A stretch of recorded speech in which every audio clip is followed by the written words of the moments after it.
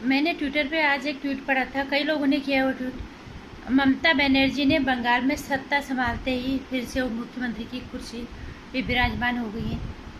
तो मैंने वहाँ पे पढ़ा था कि उन्होंने 125 आरएसएस की जो है स्कूल बंद करवा दिए, वो विद्यालय सारे बंद करवा दिए।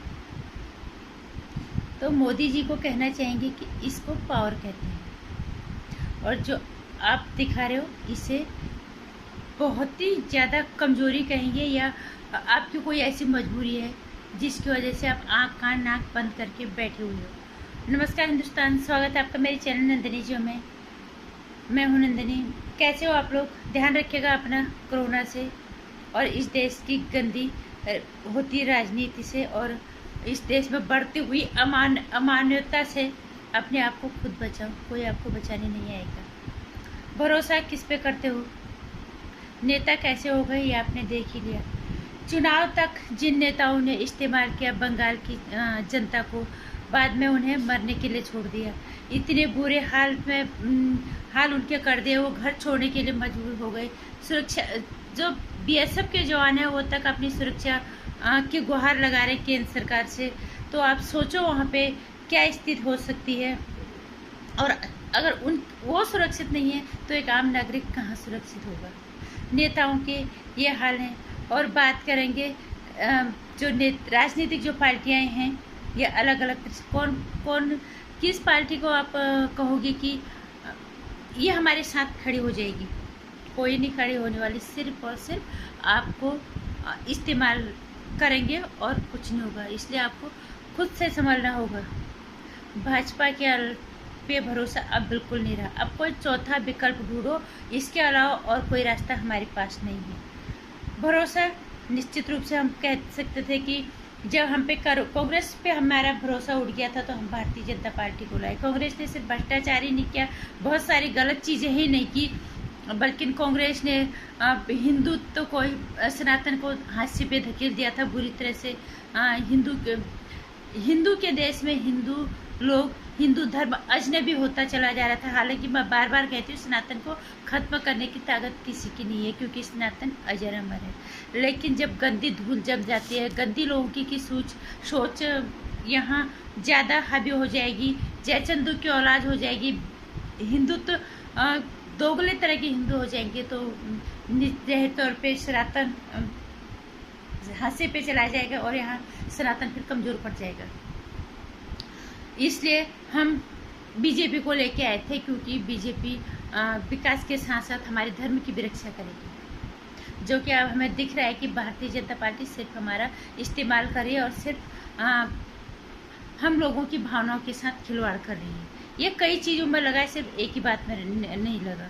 उसके बाद आई आम आदमी पार्टी। केजरीवाल, दिल्ली के मालिक साहब ने तो हद ही कर दी। दिल्ली के मालिक साहब ने अपनी जो उनकी पार्टी है उसका नाम रखा आम आदमी पार्टी। उन्होंने ये बताया तुम्हें कि एक आम आदमी, उन्होंने मतलब इस तरह से लोगों का भरोसा हिला दिया राजनीति से कि पूछो मत। एक आम आदमी पे भी आप भरोसा नहीं कर सकते। आम आदमी अगर राजनीति में आएगा, आम आदमी के हाथ में अगर पावर आएगा तो वो सिर्फ लूटने खसोड़ने का काम करेगा, सिर्फ इस्तेमाल करेगा अपने लिए सारी सुविधाओं का, और अपनी कुर्सी को बनाए रखने के लिए वो किसी भी हद तक जाएंगे। देश को लूटना पड़े या जनता को लूटना पड़े, किसी को बेवकूफ़ बनाना पड़े। एक आम मतलब ये उनकी पार्टी ने ये साबित किया है कि एक आम आदमी भी भरोसे लायक नहीं है अगर वो उसके हाथ में पावर आ जाती है तो। और अब रहे इस देश का जो चौथा स्तंभ है, वो उसको कैंसर पहले से हुआ पड़ा है। इतनों में जो भी हैं बड़े बड़े पत्रकार, माना तुम्हारी पार्टी के साथ, तुम मोदी की पार्टी को नहीं पसंद करते, तुम मोदी जी को नहीं पसंद करते।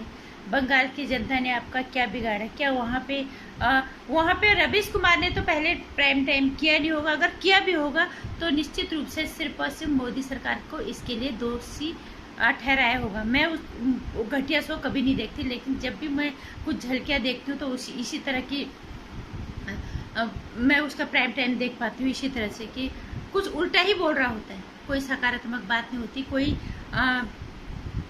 कोई अच्छी चीज़ निकल के आती ही नहीं है उस प्राइम टाइम में। सिर्फ ये होती है कि अगर तुम्हारे घर के आसपास शांत है तो अशांत हो जाएगी, तुम्हारे घर में अगर कुछ अच्छा हो रहा है तो अच्छा नहीं होगा, मतलब अच्छा हो के भी अच्छा नहीं होगा। इस तरह से अपने प्राइम टाइम को दिखाने की कोशिश करते हैं। और कोई भी पत्रकार भी भरोसे लायक नहीं रहा, बिल्कुल नहीं।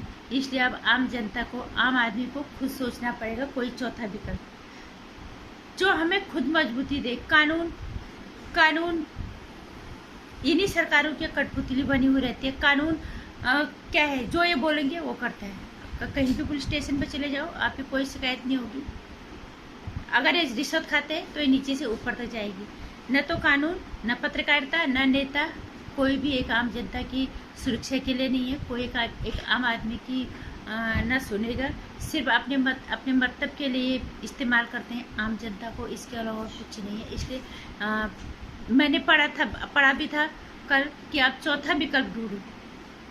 कोई भी राजनीतिक पार्टी अब भरोसे लायक नहीं रही। स्मृति ईरानी ने एक बार बोला था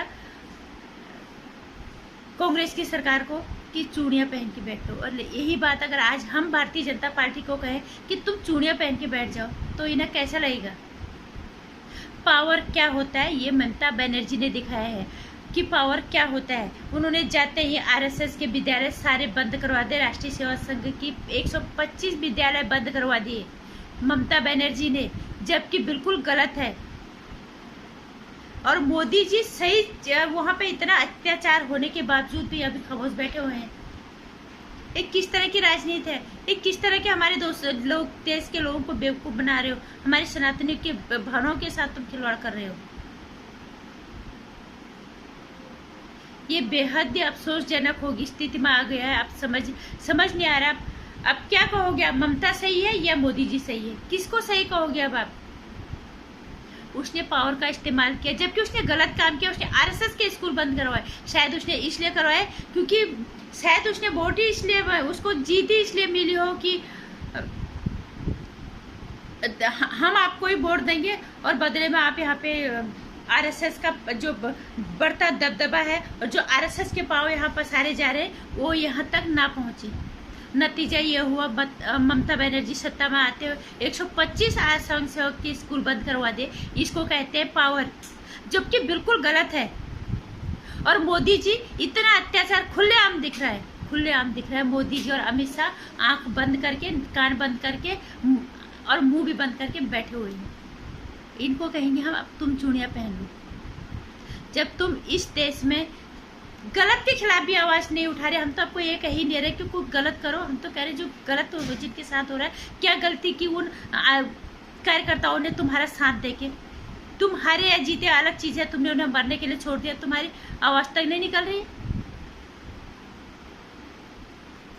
अब हम कहेंगे कि तुम चूड़ियां पहनो। ममता बनर्जी के सामने तुम्हारी औकात कुछ भी नहीं। उसने दिखाया पावर क्या है। उसने अपनी जुबान तो रखी। शायद उसने इसी शर्त पे जीत हासिल की होगी कि हम तुम्हें वोट देंगे और कोलकाता में बढ़ता हुआ आरएसएस का दबदबा इसे बंद करो। उसने सत्ता में आते ही दोबारा उसने शपथ ली। उसने 125 जो है राष्ट्रीय स्वयं सेवक के स्कूल बंद करवा दिए। इसको पावर कहते हैं, जबकि ये गलत है। और आपको हम कह रहे हैं सही चीज के लिए आवाज उठाओ, सही चीज के लिए अपने पावर का इस्तेमाल करो। अब खामोश होकर बैठे हुए। अब मैं कहूंगी जो स्मृति ईरानी ने कांग्रेस के टाइम में कहा था चूड़ियां पहनो, अब तुम लोग चूड़ियां पहन लो, क्योंकि तुम सनातनियों के भावनाओं के साथ खिलवाड़ कर रहे हो और यहाँ के हिंदुओं को मरने के लिए छोड़ रहे हो।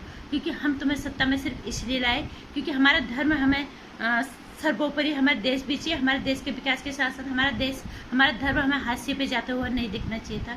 इसलिए हमने कांग्रेस के बदले आपको चुना। इसलिए मैं सीधे यही कहूँगी कि अब आप चूड़ियाँ पहन के बैठ जाओ। जो मरते हैं मरने दो। कहीं पे मैंने ये भी पढ़ा था ये नियति का खेल है। शर्म आनी चाहिए ऐसे लोगों को। तुम्हारे जब कोई मरेगा तो उसको नियति का खेल कहोगे तुम। ये राजनीतिक पार्टियों के साजिश के शिकार निर्दोष जनता हो रही है। तो अब मैं सीधे कहूँगी भारतीय जनता पार्टी अब भरोसे के लायक नहीं रही। कोई और विकल्प चुनो जिस पे आप भरोसा कर सकते हो। मैं बार बार कहती हूँ अगर आपको नहीं भरोसा है तो बंद करो वोट देना। कोई जरूरत नहीं है किसी को वोट देने की। अपने घर पे बैठो, ज़रूरत नहीं है अपना समय बर्बाद करो, अपनी खोपड़ी खराब करो, इनके लिए अपनी जान दे दो और इनके समर्पित होके अपना फिर ये हमें कटवा देंगे। और जब हम कटेंगे फिर न्याय भी दिलाने के लिए फिर ये चूड़ियाँ पहन के बैठ जाएंगे। इसलिए आपको लगता है कि कोई और विकल्प है, हमें सुरक्षा दे सकते हैं तो उसको चुनो, नहीं तो किसी अब वोट देना बंद करो, क्योंकि हम अपनी सुरक्षा अब खुद करेंगे। जय श्री राम। वीडियो को लाइक करना और शेयर करना ज़्यादा और सब्सक्राइब कर लेना आने वाली वीडियो की जानकारी के लिए। जो घंटी का निशान है इसे भी दबा दीजिएगा, क्योंकि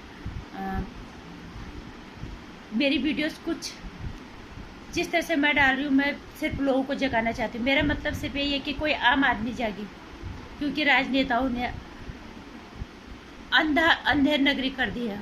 इन्होंने इस देश को अपने बाप का समझ लिया। इन्हें सोचा कि एक आम आदमी के साथ जो हमारी मर्जी हम वो करेंगे।